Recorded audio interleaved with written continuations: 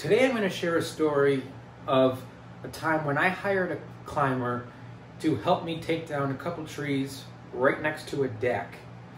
And this climber dropped a log right on the railing of my client's custom deck, special materials and all that, expensive, causing property damage, and how I handled the situation. In hopes that, you know, for some of you out there who own your own companies, you can be equipped and ready to deal with any situations as they arise. Because here's the thing, even if you take the most preparation, most safety measures, sometimes things just happen, and you've got to be ready to handle it like that, because that's going to determine, you know, how things play out for your business, your reputation. So in this particular case, the climber, I don't know if they were just getting tired or what, they didn't rig the piece. Theoretically, there was enough room to just free fall it. The drop zone was out here. Behind them, where I was standing, you know, watching the situation, was the deck. I don't know if they didn't make a clean enough cut, and when they went to peel the piece, it got hung up and then fell back into the deck, but it didn't just go like it was supposed to. This was all preventable. Taking that extra few minutes to rig it, tie it off, or whatever.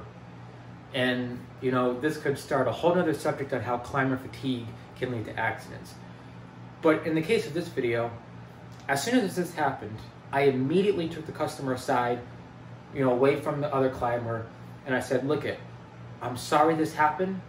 I don't know why this happened, but I will take care of whatever the cost is to fix this. In this case, it was something beyond what I myself could do. It was going to require a contractor. Like I said, it was a custom deck. They were going to have to order special parts in it and everything, special material. So I said, look, you know, get your quotes, do whatever you got to do. I'll take care of the cost. What I ended up doing is just not taking any money from the job. And the climber who caused this accident, or I shouldn't say cause this accident, the climber who, you know, dropped the piece of wood that ended up hitting the deck, he pitched in some money. So between me not taking any money for the job and him chipping in some money, that covered the cost of the repairs. And the reason I said, you know, I don't want to say the climber caused the accident is because even though he was the one technically responsible, he was the one cutting, as the owner watching the situation, looking back, I could have said, you know what, I don't want you to free fall, I want you to tie it off.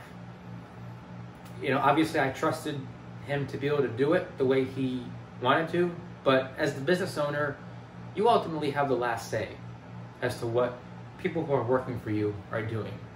But anyways, everything was perfectly fine. You know, I was able to smooth the situation over, the customer got their deck repaired. After the incident happened, I immediately ceased operations, told the climber to come down. We left. I ended up coming back by myself another day to finish the work.